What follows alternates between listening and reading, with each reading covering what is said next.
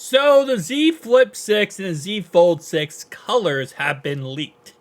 And for the Flip 6, you can kind of see exactly what we expected to see, which is there's a lot of different colors. You have light blue, mint, silver, shadow, yellow, crafted black, peach, and white.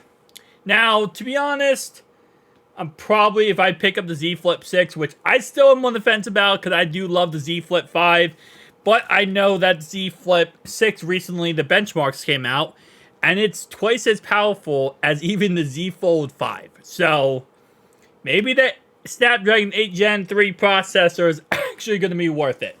Nonetheless, though, for this, I probably will pick up white. I picked up white for both of my iPhones, and I really like how it looks.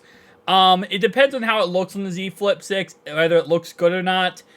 If I don't pick up white, I'll probably pick up... See, light blue, I had that for the Z Fold 5, and that wasn't that bad. It actually looked really good as well. Silver Shadow kind of interests me a lot, though. I guess crafted black is just regular black. I don't know what that means, crafted. Because I know, like, for example, Apple has their space gray colors. That's technically the black. I'm not sure about that. I'm not going yellow 100%. Mint, I think, is just going to be like kind of greenish color, like a mint drop, like a mint ice cream and stuff. So, not there. Probably either going there, this one, or probably white. Those are my three there. Now, for the Z Fold 6, there's only a couple colors. There's only a total of 5. Which, I guess, I mean, it isn't really that much less. It's only 7 versus 5. But we have navy, which I'm going to guess is a navy blue color. Which, might look okay. Light pink. Not going light pink.